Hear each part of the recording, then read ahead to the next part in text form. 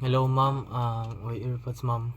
I am Daryl Peter Giosol, and I am going to discuss the midterm topics of CLG 5. First is judicial notice. In judicial notice is mag-base sa maxim that what is known need to be proved. Ang purpose of judicial notice is save ng time, makasave ng effort, makasave sa ng mga expenses, or securing and introducing evidence. Judicial notice when mandatory. Ang court ay dapat kumuha ng judicial notice without the introduction of evidence. Judicial notice when discretionary. The court may take or kailangang kumuha ng mga bagay na may public knowledge capable of unquestionable demonstration.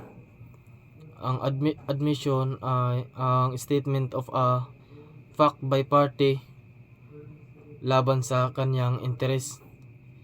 Hindi pabor sa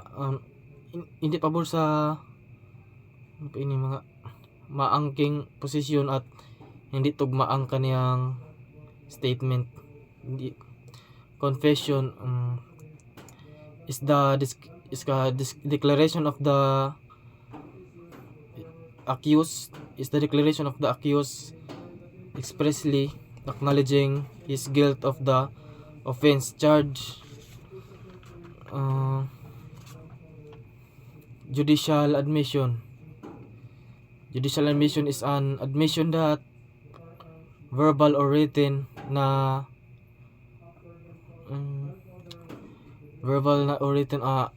ginawa ng partido sa loob ng paglilitis or sa loob ng court. In the same case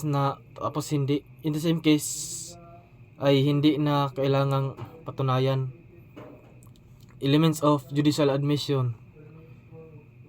Number 1, the same must be made by a party to the case. Number 2, the admission to be judicial must be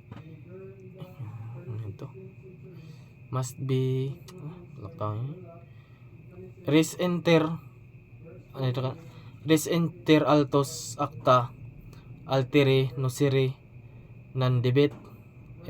Is the things done between strangers court must strangers ought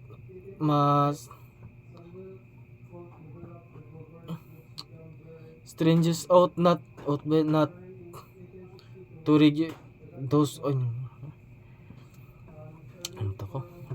branches of res inter alios acta rule. Number 1, admission by third party. Number 2, similar acts as evidence. Makita sa section sa number 1 makita sa section 37 rule 130. Ang number 2 makita sa section 35 rule 130.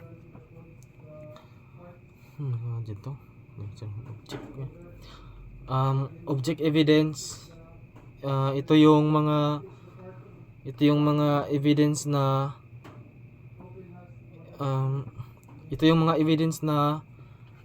nakikita sa batas or sa court. Hindi ito limitado.